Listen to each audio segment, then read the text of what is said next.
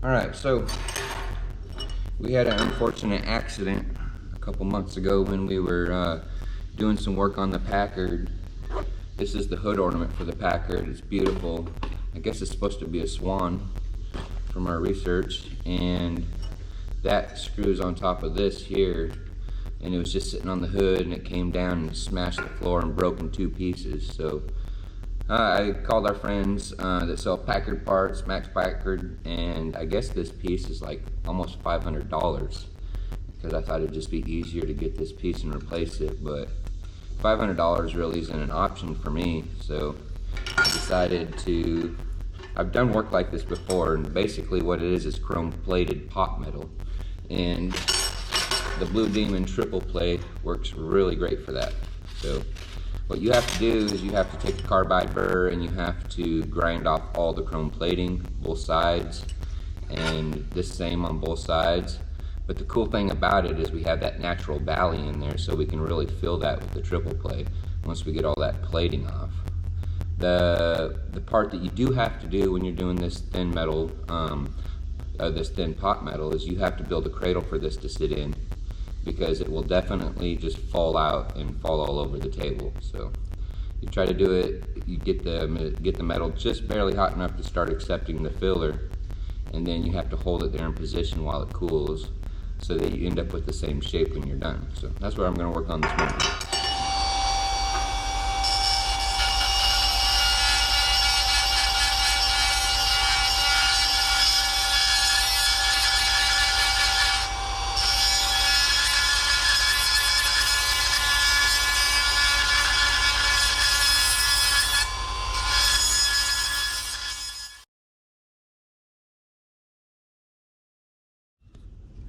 Alright, so now we're going to build the cradle out of this sheet metal I just cut a couple strips of, but you can see that we have a curved edge there and we have flat steel here. So I'm going to take two pieces and put it in here and kind of curve it until I have enough for each side. I'll tack those together. So I want them kind of long. I want it to be able to have the cradle, you know, at least this far on each side of the crack if possible. That way I can put little clamps on there and set it up off the table and get to the whole surface area, and otherwise I'm fusing it back together with the Blue Demon triple plate. So again, I'll just use this a little reverse angle and start getting my curve. Maybe that's too much.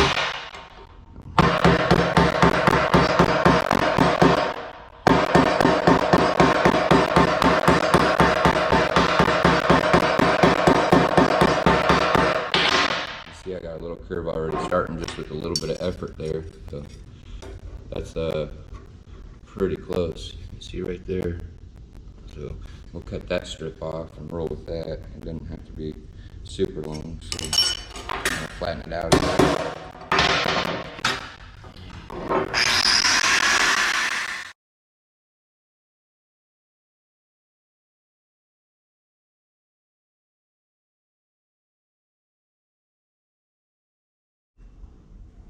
Okay, as you can see, that I formed that metal to where it makes a nice little valley or trough that's going to support the back side of this for when it gets hot. If it melts through, it still holds its shape.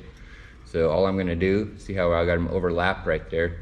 I'm just going to take the MIG and tack those together, and that way when I build a little frame for it to sit up off the table, I'll have enough room for plenty of clamps to hold all that piece together.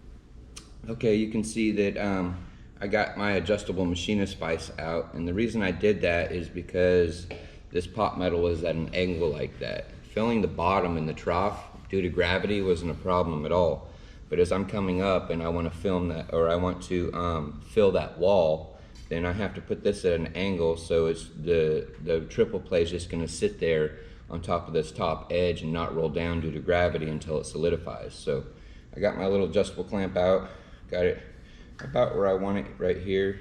That's a good angle there. Now the area that I'm trying to build up and have stay put is more at a level plane, so that triple play will just sit there.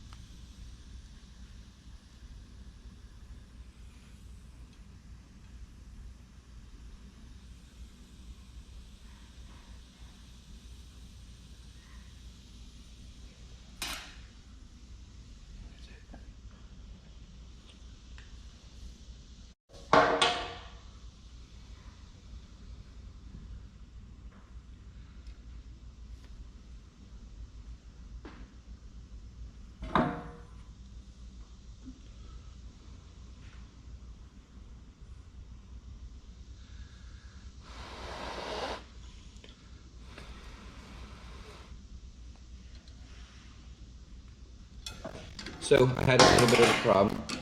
My piece was a little crooked, so what I did is I put it back in its form and I heated the joint and I barely just moved it over. Now we're perfectly straight in a line.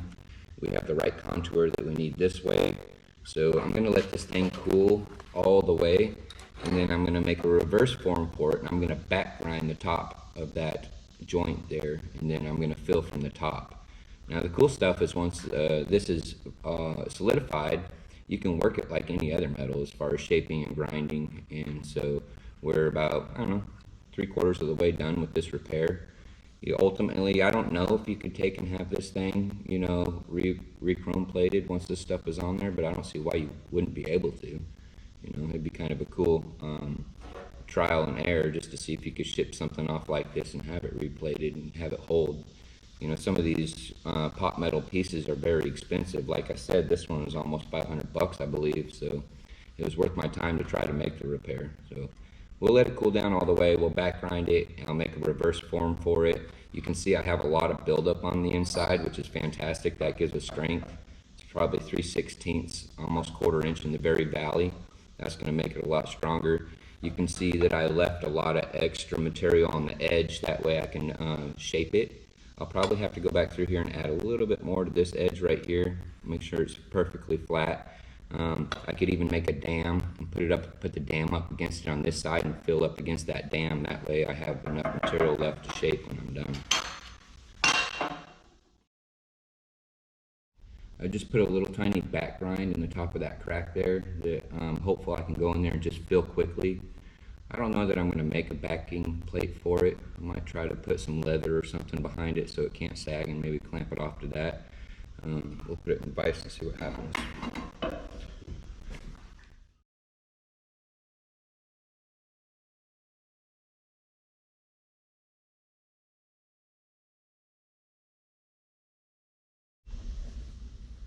Okay, so I found a different solution. We have this fire resistant mat. I think it's like a heavy duty fiberglass stuff that I use for different things, like a welding blanket. So what I did is I balled a bunch of that up underneath there, and I took a small strip of metal and then I just clamped it. I don't want too much pressure to where if it gets too hot it'll, you know, bow. I just want barely enough pressure behind there so it doesn't fall out while I do this top cover pass. So let's see if it works. It doesn't always work. A lot of times I got to come up with a plan B, C, D, you know, so your alphabet keeps on going from there.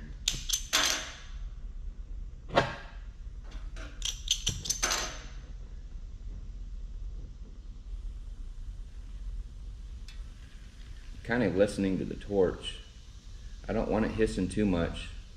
Because if it's hissing too much, You that's can when see it's that's gonna pretty be way good. too hot. And I got plenty of material built up on the top Get where I this can top shape it pass down here and now. see what happens. Both the edges look pretty good. This one's a little low right here. I could probably build a dam, put a little more material in there, but I think for what its purpose is, I'm not sure. I'll wait until I see, after I shape the top, if I want to take the chances of destroying the progress that I have so far. But I think I probably will go back through there, build a dam, and fill that one low spot, so I'll have a nice even contour here that matches the hood of our Packard.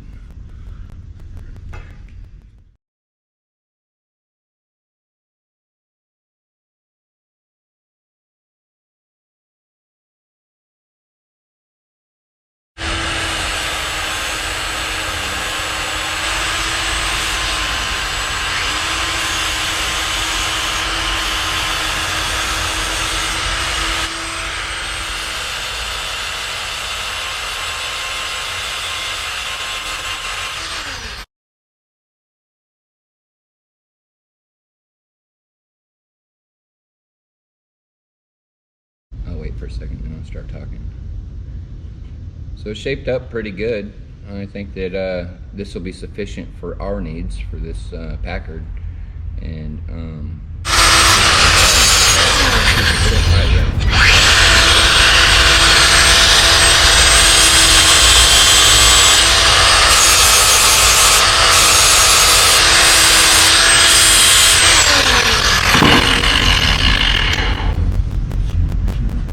all right, let's go fit it to the Packard hood and see if it works.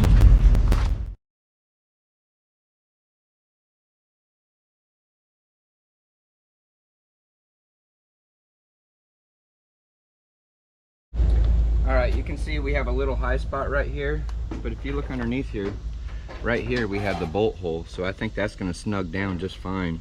It's not perfect, I'm not perfect, but I believe for our Packard, once we get that sucked in right there, it's going to be just right to hold our hood ornament back on there. So that saved me, I don't know, it took me maybe an hour of my time versus spending like $400 or $500 on a new hood ornament. So it works for me. Blue Demon Triple Play could be a viable product for you and your pop metal needs. GarageBound LLC.